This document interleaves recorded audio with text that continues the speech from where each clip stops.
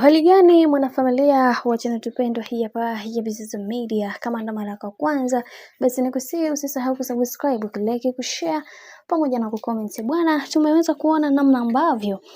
ndugu yetu Esma Petam alivyoweza kumpongeza Zuchu na kumwambia kwamba wewe ndio kila kitu katika maisha yetu. Haijalishi watu wanasema nini, haijalishi kuna kitu gani ambacho kinachoendelea katika mitandao ya kijamii, ila tunachojua ya kwamba wewe ni mtu bora katika kila hatua ya maisha ambayo tunayopiga, na wengi wao walitamani sana kuweza kuhakikisha kila kitu kinakwenda kuwa sawa, na tumeweza kuona baadhi ya watu wengi walitamani sana kuweza kuhakikisha kila kitu kinakuwa katika misingi na mikakati iliyo bora, ila ndo vile tena mambo yanazidi kubadilika kadri siku zinavyozidi kwenda, na kila mtu alitamani sana kuweza kugundua na kuelewa hiki ambacho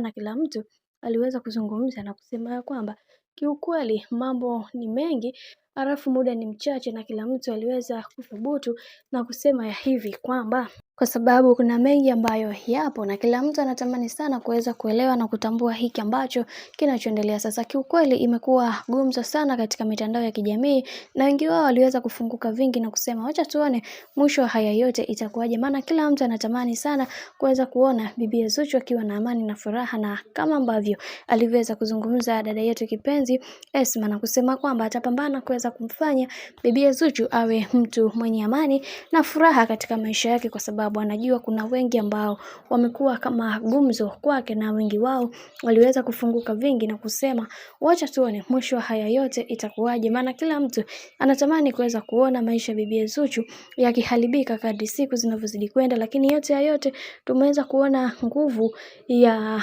mama Dangote kwa mkwe wake na kuweza kukata maneno ambavyo vimekuwa vikizungumzwa katika mitandao ya kijamii, na leo hii tumeweza kuona baadhi ya ndugu jamaa na marafiki nao waliweza kufunguka kwenye hili. Lakini yote ya yote tumeweza kuamwachia Mwenyezi Mungu, kwa sababu Mwenyezi Mungu ndio muweza wa kila kitu, na kila kitu kinasababishwa na watu ambao wanaotuzunguka. Hivyo kwenye hili linaloendelea, Mungu mwenyewe ndiye ambaye atakayeweza kusimama imara na kuhakikisha kila kitu kinakuwa katika misingi na mikakati iliyo bora zaidi.